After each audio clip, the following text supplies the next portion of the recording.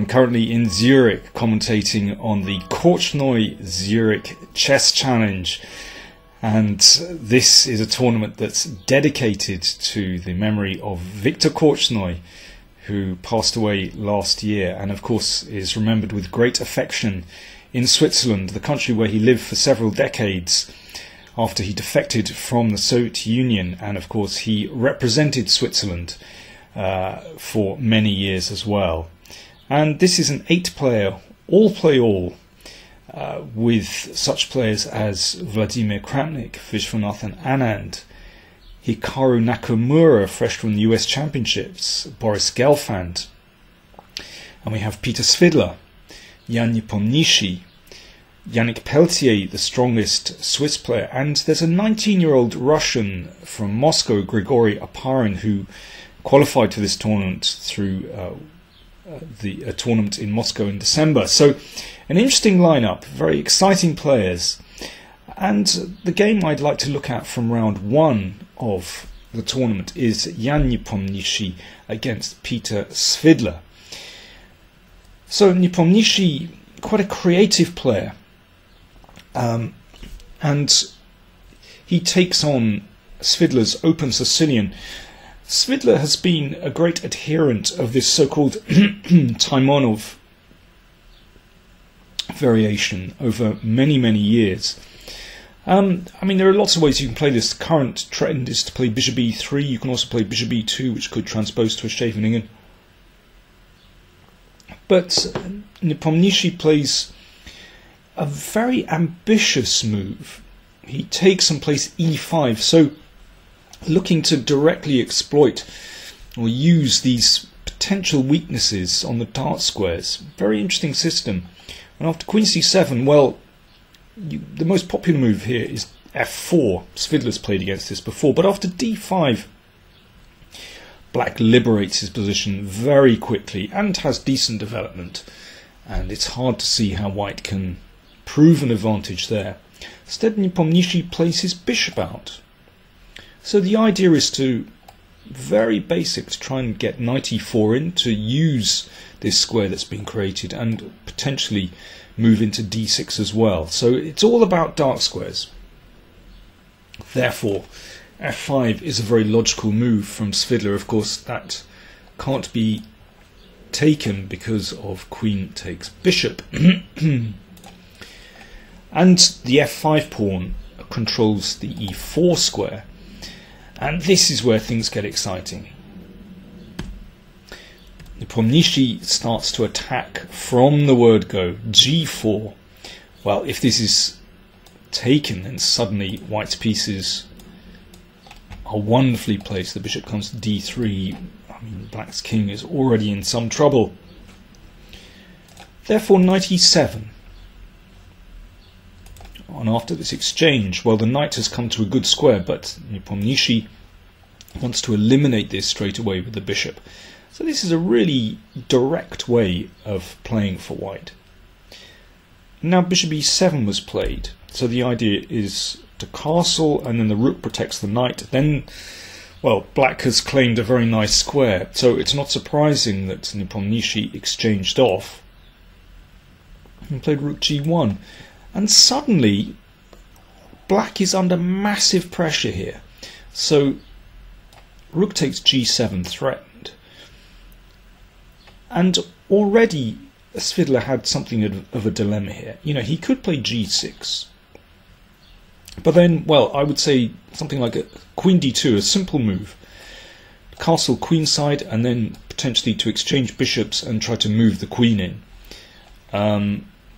Looks very nice, and well, this is not an easy decision, but I was kind of amazed when black castled on the king side, because this is castling right into it. I mean, such a risky decision. I should say the time control is 45 minutes for all the moves, plus 30 seconds each time a move is made. So it's a kind of cross between a rapid play and a classical time control, but there isn't so much time to try and dig yourself out of difficulties.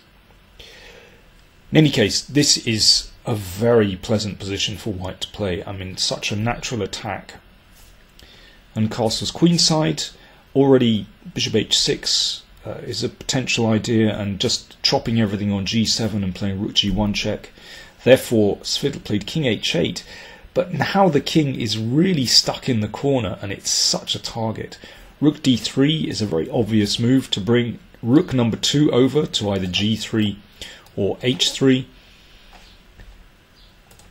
And this is already such a difficult position.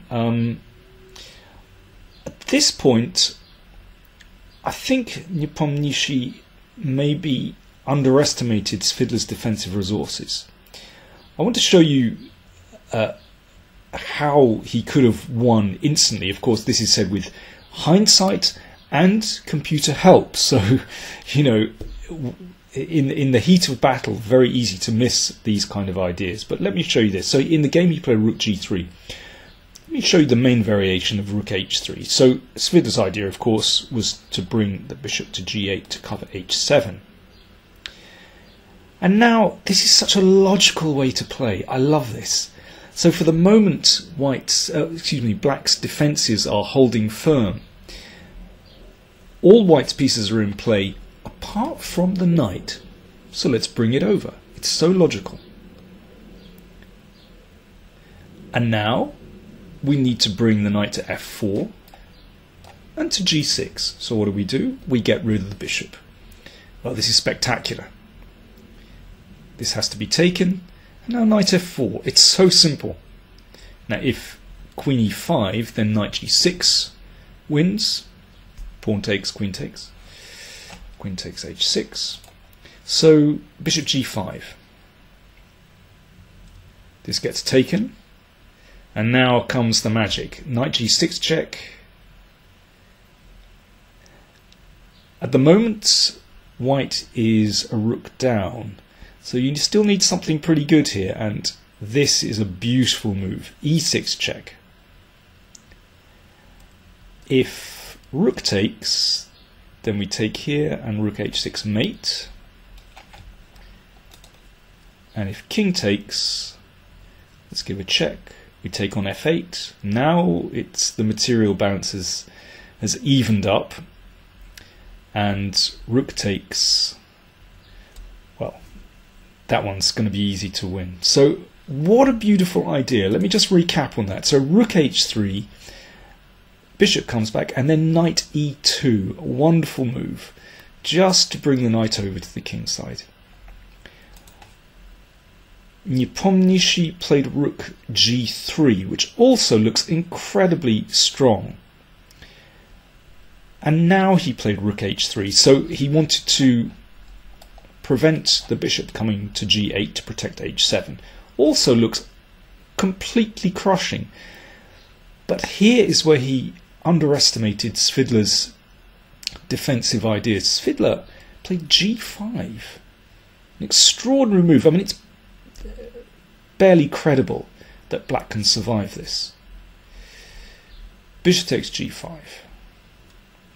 Well, Black could take here, but after this, well, White has a pretty wonderful attack. The bishop is not very good. It could be possible that White will switch back to the e file, maybe on the g file.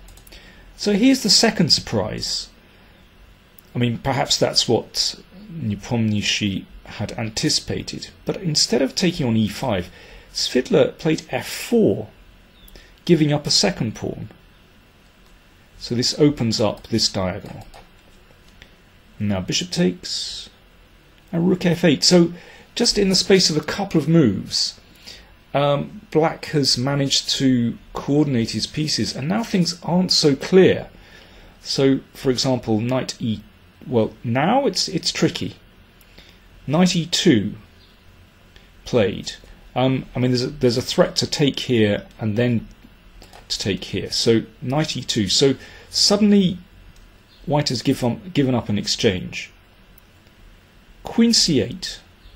After the queen exchange, then Black is doing well. But now White gets material back. So at the moment White is a rook down. But here's the trick. Queen g3 threatens queen g7 mate, as well as the rook on f4. Therefore, rook g8. Now, if white tries to trade everything off, then this doesn't actually work because of bishop g5 with a very nasty pin. So Nepomniachtchi had to play queen f4 in exchange. Now, in this position, white is a pawn up. However, black has definitely found his feet. The bishop and queen coordinate extremely well. This is a wonderful pawn center. White may be a pawn up, but this is absolutely not easy to convert, and even objectively this could well be sufficient for black to draw. Well, the game went on for many more, over 20 moves, but now the players were running short of time, and really white never seemed to get to grips with this one, and yeah, a draw was the result. I'll show you the final. I'll skip ahead to the final position. Queen e6 check, and black found sufficient counterplay with this h-pawn, so check. If white isn't careful, after an exchange of queens, white could even lose, so this is how the game ended, with a repetition, and queen e6 check, and so on. Well, an extraordinary save by Peter Svidler. He found a couple of beautiful defensive resources, but yeah, a very near miss for Jan Nepomniachtchi, who had a tremendous opening. So look out for more games from the Korchnoi Zürich Chess Challenge. It's a very exciting event. I think the faster time control adds to the fun. I should mention that Kramnik defeated Anand in the first round and played a beautiful game, but well, I wanted to show this one because it was a very nice attack.